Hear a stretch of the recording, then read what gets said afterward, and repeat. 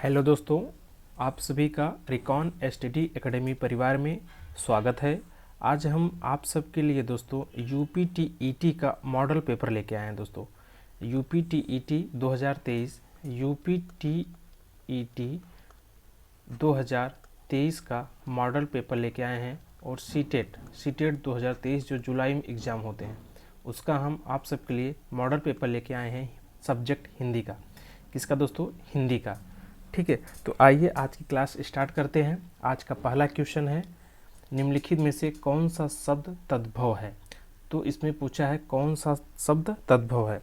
मैं आप सबको बता दूं दोस्तों, जैसे संस्कृत के जो शब्द प्राकृतिक या अपभ्रंश पुरानी हिंदी आदि से विकृत होकर हिंदी भाषा में आए हैं वे तद्भव शब्द कहलाते हैं। कहाँ से दोस्तों? संस्कृत से। कहाँ से दोस्तों? प्लीज़ आप लोग इसको अच्छे से नोट्स कर लीजिएगा। कहाँ से दोस्तों? संस्कृत से। कहाँ से? संस्कृत के जो शब्द प्राकृतिक, संस्कृत के जो शब्द प्राकृतिक या फिर प्राकृत अपभ्रंश पुरानी हिंदी आदि से विकृत होकर हिंदी भाषा में आए। किसे दोस्तों?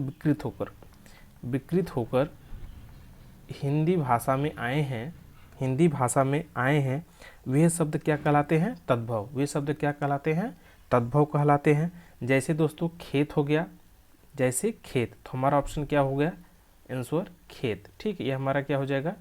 आंसर हो जाएगा। ठीक, जैसे खेत हो गया और आम हो गया दोस्तों, खेत, आम, हाथ। प्लीज़ आप लोग इसको नोट्स कर लीजिएगा। मैं यहाँ पे रफ कर दे रहा हूँ और यहाँ पे बता दे रहा हूँ और लिखवा दे रहा हूँ। प्लीज़ आप लोग इसको नोट्स करते चलिएगा। ठीक है दोस्तों, बहुत ही इंपॉर्टेंट क्वेश्चन मैं आप सबके लिए लेके आया दोस्तों। यूपीटीटी का प्रीवियस ईयर क्वेश्चन पेपर और मॉडल पेपर है दोस्तों। ठीक है, जैसे आम, हाथ हो गया दोस्तों, हाथी आदि। ठीक है, और खेत का तत्सम शब्द दोस्तों क्षेत्र होता है। जो खेत है, खेत का तत्सम शब्द क्या होगा? तत्सम शब्द क्या है दोस्तों? क्षेत्र। ठीक है दोस्तों, खेत का तत्सम शब्द क्या होता है? क्षेत्र। प्लीज़ आप लोग इसको नोट्स कर लीजिएगा। तो हमारा आंसर क्या हो जाएगा दोस्तों? खेत हो जाएगा। ठीक है, अगला क्वेश्चन देखते हैं दोस्तों। निम्नलिखित में से कौन सा शब्द देशज, क्या दोस्तों कौन सा शब्द देशज है? इसमें क्या है? निम्नलिखित में से कौन सा शब्द देशज है? लाश, पतलून, औरत, धड़ाम। तो इसमें क्या है दोस्तों? प्लीज़ आप लोग कमेंट बॉक्स में बताइए कौन सा शब्द देशज है। तो मैं बता दूं दोस्तों, ऐसे शब्द जिनकी उत्पत्ति के मूल का पता हो परंतु वे प्रचलन में हो, ऐसे शब्द को देशज शब्द कहलाते हैं। यह शब्द आम तौर पर क्षेत्रीय भाषाओं में प्रयोग किए जाता है दोस्तों। जैसे धड़ाम देशज शब्द के उदाहरण है। क्या दोस्तों? धड़ाम से गिरना। तो ये सब क्या है दोस्तों? धड़ाम शब्द क्या है? आंसर हो जाएगा। ठीक है दोस्तों, निम्नलिखित मैं बता दूं, इसको प्लीज़ आप लोग नोट्स कर लीजिएगा। ऐसे शब्द जिनकी उत्पत्ति मूल का पता हो, मूल का पता न हो। क्या दोस्तों? इनकी जो उत्पत्ति होती है इनका मूल का पता न हो, मूल का पता न हो परंतु प्रचलन में हो। किसमें दोस्तों? प्रचलन में हो। ठीक है, परंतु प्रचलन में हो, तो ऐसे शब्द देशज शब्द कहलाते हैं। यह शब्द आमतौर पर क्षेत्रीय भाषाओं में प्रयोग किए जाते हैं दोस्तों। जैसे धड़ाम देशज शब्द का उदाहरण है। तो हमारा आंसर क्या हो जाएगा दोस्तों? धड़ाम हो जाएगा। ठीक है, अगला क्वेश्चन देखते हैं दोस्तों। छछूंदर के सिर पर चमेली का तेल का अर्थ का मतलब क्या होता है दोस्तों? ठीक है, छछूंदर के सिर पर चमेली का तेल का अर्थ का क्या मतलब होगा? मिथ्या, आडंबर, अधिक पाने का लालच करना, योग्य व्यक्ति को अच्छी चीज़ देना, अयोग्य व्यक्ति द्वारा अस्तरीय वस्तु का प्रयोग करना। तो दोस्तों छछूंदर के सिर पर चमेली का तेल, यह वाक्यांश आप लोग गांव में बहुत लोगों से और बहुत किसी के मुंह से सुने होंगे। तो इसमें हमारा दोस्तों मिथ्या, आडंबर ये होगा ही नहीं। अधिक पाने का लालच करना दोस्तों ये भी नहीं होगा। योग्य व्यक्ति को अच्छी चीज़ देना दोस्तों यह सही है। अयोग्य व्यक्ति द्वारा अस्तरीय वस्तु का उपयोग, दो मतलब कि छछूंदर मतलब अयोग्य माते दोस्तों, तो अयोग्य व्यक्ति द्वारा अस्तरीय वस्तु का उपयोग। तो हमारा ऑप्शन क्या हो जाएगा? ऑप्शन डी हो जाएगा। ठीक है, अयोग्य व्यक्ति द्वारा अस्तरीय वस्तु का उपयोग। ठीक है, अगला क्वेश्चन देखते हैं दोस्तों। ऋग्वेद का संधि विच्छेद क्या है? ऋग्वेद, तो ऋग्वेद शब्द में व्यंजन संधि है दोस्तों। यह कौन सा है? ऋग्वेद कौन सा संधि है दोस्तों? व्यंजन संधि है। प्लीज़ आप लोग इसको नोट्स कर लीजिएगा, व्यंजन संधि है। ठीक है, ऋग्वेद कौन सा संधि है? व्यंजन संधि है दोस्तों। व्यंजन का व्यंजन अथवा स्वर के साथ संयोग से उत्पन्न विकार जो व्यंजन संधि कहलाता है दोस्तों। ऋग्वेद का संधि विच्छेद क्या होगा दोस्तों? ऋग प्लस वेद। क्या होगा दोस्तों? ऋग प्लस वेद। ऋग प्लस वेद। ठीक है, ऋग प्लस वेद। तो हमारा आंसर क्या हो जाएगा? ऑप्शन ए हो जाएगा। ठीक है, ऑप्शन क्या हो जाएगा? हमारा ए हो जाएगा। ठीक है, अगला क्वेश्चन, आप बीती शब्द में समास है, द्वंद्व समास, तत्पुरुष समास, द्विग समास, कर्मधारय समास। तो क्या हो जाएगा? प्लीज़ आप लोग कमेंट बॉक्स में कमेंट करके बताइए। तो आप बीती शब्द में दोस्तों तत्पुरुष समास है। आप बीती तत्व में कौन सा दोस्तों? तत्पुरुष समास है। कौन सा? तत्पुरुष समास। कौन सा दोस्तों? तत्पुरुष समास है।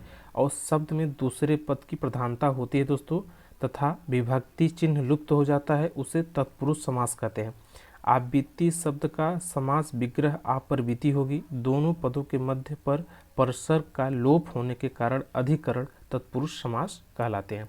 तो हमारा आंसर क्या हो जाएगा दोस्तों? तत्पुरुष समास। ठीक है, हमारा आंसर क्या हो जाएगा? तत्पुरुष समास। अगला क्वेश्चन देखते हैं दोस्तों, घोंसले में चिड़िया है में कौन सा कारक है? घोंसले में चिड़िया है में कौन सा कारक है? संबंध कारक, संप्रदाय कारक, अधिकरण कारक, अपादान कारक। प्लीज़ आप लोग कमेंट बॉक्स में कमेंट करके बताइए। तो अधिकरण का अर्थ क्या होता है दोस्तों? अधिकरण का अर्थ क्या होता है? आश्रय। क्या होता है दोस्तों? आश्रय। ठीक है, अधिकरण का अर्थ होता है दोस्तों आश्रय। तो इसमें कौन सा कारक हो जाएगा? तो घोंसले में चिड़िया, अधिकरण कारक। ठीक है, अधिकरण कारण। तो अधिकरण का मतलब आश्रय होता है। ठीक है, मैं बता दूं, घोंसले में चिड़िया, तो जो घोंसला है क्या है? आश्रय है, किसी के रहने की चीज़ है, चिड़िया की रहने की चीज़ है, तो वह किसी, तो इसका मतलब क्या हो जाएगा? आश्रय। ठीक है, और संज्ञा का रूप जिसे क्रिया के आधार का बोध हो उसे अधिकरण कारण कहते हैं। अधिकरण कारक के विभक्ति चिन्ह इस प्रकार हैं, इसकी विभक्ति में और पर होते हैं। इसकी विभक्ति में क्या होते हैं दोस्तों? में और पर। इसको आप लोग पहचानेंगे कैसे? में और पर। तो यहाँ पे क्या लगा हुआ है दोस्तों? में लगा हुआ है। क्या लगा हुआ है दोस्तों? में। तो आश्रय में, ठीक है, घोंसले में, तो यह क्या हो जाएगा? अधिकरण कारण। और जहाँ पर लगा हो वहाँ पे क्या होता है? अधिकरण कारण होता है। ठीक है दोस्तों, जैसे भीतर, अंदर, ऊपर, बीच आदि का प्रयोग इस कारक में किया जाता है। जैसे घोंसले में चिड़िया है, अधिकरण कारक है, इनमें विभक्ति चिन्ह का प्रयोग हुआ है में। ठीक है दोस्तों, अगला क्वेश्चन देखते हैं। अगला क्वेश्चन क्या है दोस्तों? इसमें क्या दिया है? प्रश्न संख्या 37 और 38 के लिए निम्नलिखित गद्यांश को पढ़कर प्रश्नों के उत्तर दीजिए। तो आइए गद्यांश को पढ़ते हैं। प्लीज़ आप लोग वीडियो को अधिक से अधिक शेयर कर दीजिए और जो चीज़ें न समझ में आए कमेंट बॉक्स में प्लीज़ कमेंट करके पूछ सकते हैं। गांधीवाद में राजनीतिक और आध्यात्मिक तत्वों का समन्वय मिलता है, यही इस वाद की विशेषता है। आज संसार में जितने भी वाद प्रचलित हैं वह प्रायः राजनीतिक क्षेत्र में सीमित हो चुके हैं। आत्मा से उनका संबंध विच्छेद होकर केवल बाह्य संसार तक उनका प्रसार रह गया है। मन की निर्मलता और ईश्वर निष्ठा से आत्मा को शुद्धता करना गांधीवाद की प्रथम आवश्यकता है। ऐसा करने से निस्वार्थ बुद्धि का विकास होता है। ठीक है दोस्तों, और मनुष्य सच्चे अर्थों में जन सेवा के लिए तत्पर हो जाता है। गांधीवाद में सांप्रदायिकता के लिए कोई स्थान नहीं है। इसी समस्या को हल करने के लिए गांधी जी ने अपने जीवन का बलिदान कर दिया था। तो उपयुक्त क्वेश्चन क्या है दोस्तों? ठीक है, उपयुक्त गद्यांश के आधार पर बताए गए संसार के सारे वाद सीमित हैं। तो सारे वाद किसमें सीमित है दोस्तों? आज संसार में जितने भी वाद प्रचलित हैं दोस्तों वह प्रायः राजनीतिक क्षेत्र में सीमित हो चुके हैं। किसमें दोस्तों? यहाँ पे आप लोग देखिए, संसार में जितने भी वाद, यहाँ पे देखिए दोस्तों, मैं बता दे रहा हूँ, यहाँ पे है, तो यहाँ पे लिखा हुआ संसार में जितने भी वाद प्रचलित है वह प्रायः राजनीतिक क्षेत्र में सीमित हो चुके हैं। तो हमारा आंसर क्या हो जाएगा दोस्तों? राजनीतिक क्षेत्र, ऑप्शन डी। ठीक है दोस्तों, अगला क्वेश्चन देखते हैं। अगला क्वेश्चन क्या है? उपयुक्त गद्यांश में गांधीवाद का आधार किसे बताया गया है? तो दोस्तों गांधीवाद का अध्यांश, तो गांधीवाद का आधार राजनीतिक व आध्यात्मिक तत्वों को बताया गया है। इसमें देखिए दोस्तों, इसमें यहाँ पे आप देखिए, गांधीवाद का प्रथम आवश्यकता, ऐसा करने से निस्वार्थ बुद्धि का विकास होता है और मनुष्य बच्चों के साथ, और गांधीवाद में सांप्रदायिकता के लिए कोई स्थान नहीं है। इस समस्या को हल करने के लिए गांधी जी ने अपने जीवन का बलिदान कर दिया था। ठीक है, तो गांधीवाद में राजनीतिक और आध्यात्मिक तत्वों का समन्वय मिलता है। कितने दोस्तों? राजनीतिक और आध्यात्मिक। तो हमारा आंसर क्या हो जाएगा दोस्तों? राजनीतिक और आध्यात्मिक तत्वों को। ठीक है, गांधीवाद का आधार किसे बताया गया? राजनीतिक और आध्यात्मिक तत्वों को। ठीक है दोस्तों, अगला क्वेश्चन देखते हैं, अनुक्रिया में रचनाकार हैं। अनुक्रिया के रचनाकार कौन हैं? तो अनुक्रिया के रचनाकार धर्मवीर भारती हैं। यहाँ पे देख ले दोस्तों,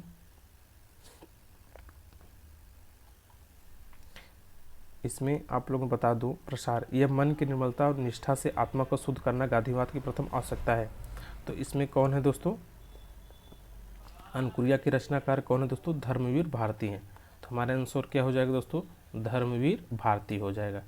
ठीक है, क्या हो जाएगा दोस्तों? धर्मवीर भारती हो जाएगा। अगला क्वेश्चन, प्लुप्त स्वर कौन सा है? प्लुप्त स्वर कौन सा है? ठीक है, तो मैं बता दूं दोस्तों, जिन स्वरों के उच्चारण में दीर्घ स्वरों से भी अधिक समय लगता है उन्हें प्लुप्त स्वर कहते हैं। ठीक है, प्लुप्त स्वर किसे कहते हैं? प्लीज़ आप लोग इसको नोट्स कर लीजिएगा। जिन स्वरों के उच्चारण में दीर्घ स्वरों से भी अधिक समय लगता है, जिन स्वरों के उच्चारण में दीर्घ स्वरों से भी अधिक समय लगता है उन्हें प्लुप्त स्वर कहते हैं। जैसे दोस्तों ओम, जैसे क्या हमारा ओम, जैसे क्या दोस्तों हमारा ओम। ठीक है, जैसे हमारा ओम। तो हमारा ऑप्शन क्या हो जाएगा? ऑप्शन हमारा ए आंसर हो जाएगा। ठीक है, ओम। अगला क्वेश्चन देखते हैं दोस्तों, प्रकाशन वर्ग की दृष्टि से डॉक्टर हरिवंश राय बच्चन की रचनाओं का सही अनुक्रम क्या है? तो प्लीज़ आप लोग कमेंट बॉक्स में कमेंट करके बताइए। ठीक है, तो हरिवंश राय जो बच्चन है दोस्तों, इन्होंने सरलता और सहजता के साथ जीवन दर्शन को प्रस्तुत किया है। गद्य और पद्य दोनों विधाओं पर समान अधिकार के साथ लेखनी चलाई दोस्तों इन्होंने। प्रकाशन वर्ग की दृष्टि से हरिवंश राय बच्चन की रचनाओं का क्रम यह, सबसे पहले इन्होंने क्या लिखा दोस्तों? सबसे पहले इन्होंने मधुशाला लिखा। ठीक है दोस्तों, क्या लिखा? मधुशाला। सबसे पहले इन्होंने मधुशाला लिखा। कब लिखा दोस्तों? 1935 में लिखा था। एक मिनट दोस्तों, इन्होंने सबसे पहले क्या लिखा दोस्तों? इनका पहला क्या था? मधुशाला। प्लीज़ आप लोग इसको नोट्स कर लीजिएगा। ठीक है, इन्होंने सबसे पहले क्या लिखा? मधुशाला, 1935 में लिखा था। ठीक है, और दूसरा इनका मधुबाला। दूसरा क्या है दोस्तों? मधुबाला। क्या दोस्तों? प्लीज़ आप लोग इसको नोट्स कर लीजिए, नोट्स करते चलिएगा। यह दोस्तों 1936 में लिखा। इनका तीसरा क्या है दोस्तों? मधु कलश। क्या है दोस्तों? मधु कलश। मधु कलश, इन्होंने इसको कब लिखा दोस्तों? 1937 में लिखा था। ठीक है, और इनका चौथा कौन सा है दोस्तों? निशा निमंत्रण। ठीक है, निशा निमंत्रण। ठीक है, निशा निमंत्रण इन्होंने 1938 में इसको लिखा था। तो इसका सही क्रम क्या दोस्तों? मधुशाला, मधुबाला, मधु कलश और निशा निमंत्रण। तो हमारा आंसर क्या हो जाएगा? ऑप्शन ए, यह क्या हो जाएगा? हमारा आंसर हो जाएगा। ठीक, प्लीज़ आप लोग इसको अच्छे से नोट्स कर लीजिएगा। ठीक है, अगला क्वेश्चन, सुमेल कीजिए। क्या दोस्तों? सुमेल कीजिए। हिंदी साहित्य सम्मिलित, काशी नगरी प्रचारण सभा, राष्ट्रभाषा प्रचार समिति, वर्धा। दोस्तों हिंदी साहित्य कब हुआ दोस्तों? हिंदी साहित्य का सम्मेलन 1910 में हुआ था। कब हुआ दोस्तों? 1910 में हुआ था। ठीक है, तो हमारा ऑप्शन सी हो जाएगा। ठीक है, काशी नगरी प्राचीन सभा कब हुई थी दोस्तों? काशी नगरी प्राचीन सभा 1983 में हुई थी। कब हुई दोस्तों? 1983। प्लीज़ आप लोग इसको नोट्स करते चलिएगा। ठीक है, और राष्ट्रभाषा प्रचार समिति वर्धा 1918 में हुई। कब दोस्तों? 1918 में हुई। ऑप्शन हमारा बी। तो हमारा ऑप्शन क्या हो जाएगा? C A B. C A B, C A B, option हमारा सी हो जाएगा। ये हमारा क्या हो जाएगा?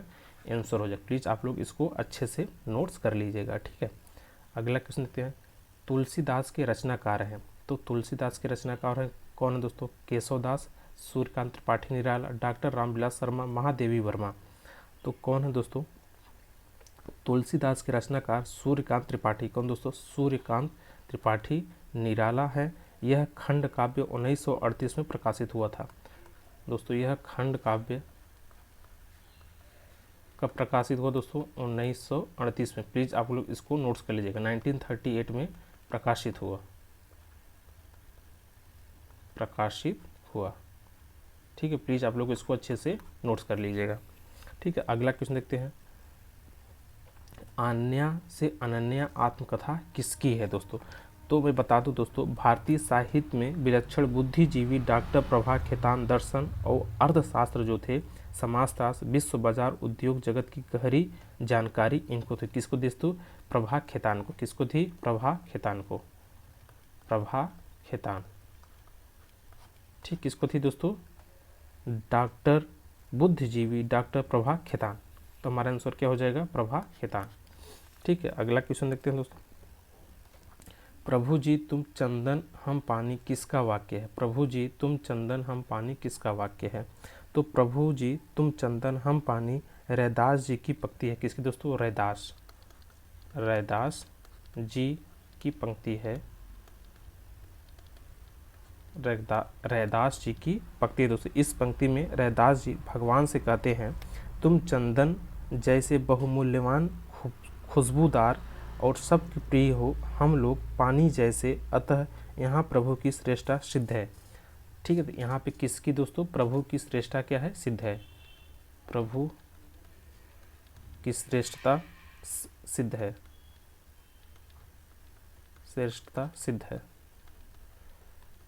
सिद्ध है। यहाँ पे दोस्तों प्रभु की श्रेष्ठता सिद्ध है। प्रभु जी तुम चंदन हम पानी। ठीक है, अगला क्वेश्चन देखते हैं। अगला क्वेश्चन क्या है दोस्तों? 46 से 47 के लिए जो प्रश्न दिए गए हैं उसमें बताना है। तो दिए गए गद्यांश को पढ़कर प्रश्नों के उत्तर दीजिए। आइए पढ़ते हैं। गद्यांश क्या है? वरदंत की पगंती कुद कली अधरा पल्लव खोलन की, चपला चमके घन विजय जगे छवि मोतीन माल अमोलन की, घुंघरारी लटे लटके मुख ऊपर कुंडल लाल कपोवन की, निछावर प्राण करे तुलसी बलि जाऊं लला इन बोलन की। ठीक है, तो इस गद्यांश में कौन सा रस है? प्लीज़ आप लोग बताइए इसमें कौन सा रस है? तो इसमें दोस्तों इस पंक्तियों में भगवान राम के वात्सल्य रूप का वर्णन किया गया है दोस्तों। किसमें दोस्तों? भगवान राम। ठीक है, भगवान राम के वात्सल्य, किसका दोस्तों? वात्सल्य का वर्णन किया गया है। अतः यहाँ वात्सल रस है। क्या दोस्तों? वात्सल क्या है? एक रस है। वात्सल का वर्णन किया गया है। तो वात्सल क्या है दोस्तों? एक रस है। ठीक है, तो हमारा आंसर क्या हो जाएगा? वात्सल रस। ठीक है, अगला क्वेश्चन देखते हैं। उपयुक्त पद्य किस कवि का है? उपयुक्त पद्य किस कवि का है? तुलसीदास द्वारा लिखे थे। किसके द्वारा दोस्तों? तुलसीदास। तो हमारा ऑप्शन क्या हो जाएगा दोस्तों? तुलसीदास। ठीक है, अगला क्वेश्चन। उच्चारण स्थान की दृष्टि से कौन सा विकल्प शुद्ध है? स दंत्य, च कंठय, स तालव्य, स मूर्धन्य। तो प्लीज़ आप लोग बताइए इसमें दोस्तों जिन वर्णों का उच्चारण स्थान दांत से होता है उन्हें दंत्य वर्ण कहते हैं। किसे दोस्तों? जिसका दांत से उच्चारण होता है उसे हम दंत्य वर्ण कहते हैं। इनमें त थ द ध और स वर्ण आते हैं। तो इसमें दोस्तों स दंत। क्या दोस्तों? स दंत। तो इसमें कौन कौन से आते हैं दोस्तों? त आएगा, थ भी आएगा, ठीक है, द भी आएगा और ध भी आएगा और स वर्ण आते हैं। प्लीज आप लोग इसको नोट्स कर लीजिएगा। ठीक है, स दंत। अगला क्वेश्चन देखते हैं दोस्तों। निम्नलिखित में से कौन सा कथन अशुद्ध है? तो कौन सा कथन अशुद्ध है दोस्तों? प्लीज़ आप लोग कमेंट बॉक्स में बताइए। ठीक है, तो हिंदी में यज्ञ का उच्चारण परंपरा से भिन्न हो गया दोस्तों, नहीं। छ संयुक्त व्यंजन है, नहीं। विसर्ग कंठ है, वर्ण है दोस्तों, नहीं। क्या पूछा है? निम्नलिखित में कौन सा कथन अशुद्ध है? ठीक है, दो महाप्राण व्यंजनों का उच्चारण एक साथ हो सकता है दोस्तों, यह अशुद्ध है। तो हमारा आंसर क्या हो जाएगा? ऑप्शन डी हो जाएगा। ठीक है, विसर्ग ये सब सही है, ये अशुद्ध है। दो महाप्राण व्यंजनों का उच्चारण एक साथ हो सकता है दोस्तों, नहीं हो सकता। नहीं हो सकता। ठीक है, नहीं हो सकता। ठीक है, अगला क्वेश्चन, मेरे लड़के ने मेरी आज्ञा का पालन नहीं किया, वाक्य में लड़के के विषय में कौन सा विकल्प अशुद्ध है? क्या पूछा है, कौन सा विकल्प अशुद्ध है? तो मेरे लड़के, कर्ता कारक नहीं, मेरे लड़के। ठीक है, तो इसमें बहुवचन मेरे लड़के, तो लड़के अनेक हैं, ये नहीं बताया गया है कितने लड़के हैं। ठीक है, तो लड़के कई लड़के हैं। ठीक है, मेरी आज्ञा का पालन नहीं किया, इस वाक्य में लड़के क्या बहुवचन है। ठीक है, अगला क्वेश्चन देखते हैं, राम आम खाता है, वाक्य का कौन सा रूप है? प्लीज़ आप लोग बताइए वाक्य का कौन सा रूप है? तो राम आम खाता में दोस्तों कृतवाच्य, कौन सा दोस्तों? कृतवाच्य। ठीक है दोस्तों, कौन सा है? कृतवाच्य। ठीक है, जहाँ क्रिया का लिंग और वचन कर्ता के अनुसार होता हो वहाँ कृतवाच्य करते हैं। तो हमारा आंसर क्या हो जाएगा?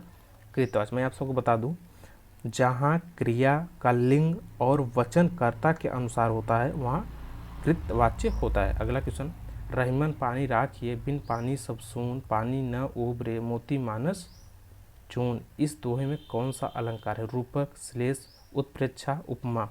तो कौन है दोस्तों? प्लीज़ आप लोग कमेंट बॉक्स बताइए। श्लेष कौन सा है दोस्तों? श्लेष है। तो हमारा आंसर क्या हो जाएगा? श्लेष हो जाएगा। ठीक, अगला क्वेश्चन देखते हैं,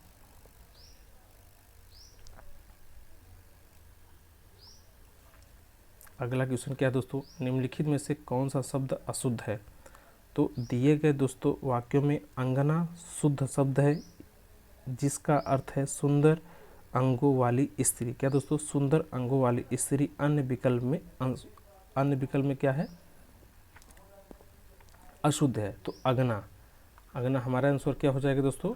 अगना हो जाएगा। ठीक है, निम्न में से किस शब्द की वर्तनी सही है? सन्निधि, सन्निधि, सन्निधि, सन्निधि। तो कौन सही है दोस्तों? प्लीज़ आप लोग कमेंट बॉक्स में बताइए। सन्निधि कौन सही है दोस्तों? सन्निधि। कौन सही है दोस्तों? सन्निधि। आज बस इतना ही दोस्तों। प्लीज़ जो चीज़ें न समझ में आई आप लोग कमेंट बॉक्स में कमेंट करके पूछ सकते हैं। आप लोग का बहुत बहुत धन्यवाद। प्लीज़ आप लोग वीडियो को अधिक से अधिक शेयर कर दीजिए, लाइक कर दीजिए और सब्सक्राइब कर दीजिए। जो चीज़ें न समझ में आए प्लीज़ आप लोग कमेंट बॉक्स में कमेंट करके पूछ सकते हैं। आप लोग का बहुत बहुत धन्यवाद।